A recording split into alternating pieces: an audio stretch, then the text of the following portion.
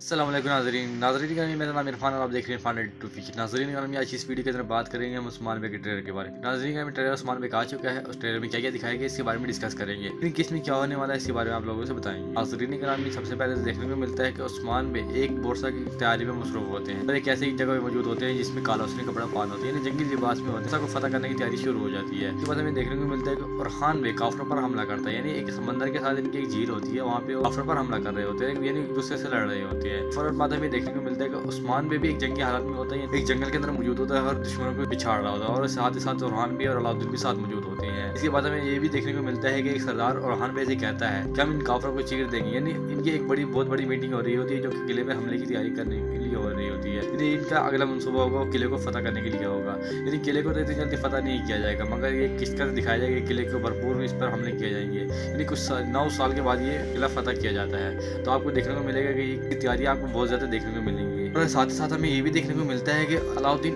عثمان بے سے کہتا ہے ارحان بے اس فریضے کو انجام نہیں دے سکتے تو اس فریضے کو انجام میں دوں گا، یعنی کہ علاؤدین ارحان بے سے مخالفت کرے گا، یعنی کہ آپ نے اگلی چھوڑنے میں مخالفت دیکھنے کو ملے گی، یعنی ساتھ ہی ساتھ مکمل ٹریلر جو ہے وہ اس قلعے کو فتح کرنے کے لیے دکھایا گیا تھا۔ تو ناظرین گرامی، کی ویڈیو کے بارے میں آپ لوگوں کی کیا رائے ہے؟ کیا اگلی اس ایپیسوڈ میں آپ کو بہت بڑی جنگ دیکھنے کو ملے گی، فورسا کو فتح کرنے کی جنگ دیکھنے کو ملے گی؟ مجھے کمنٹس میں لازمی جواب دینا ہے۔ تو آج کی ویڈیو اتنی، ویڈیو اچھی لگی تو لائک کرنا، چینل کو سبسکرائب کرنا۔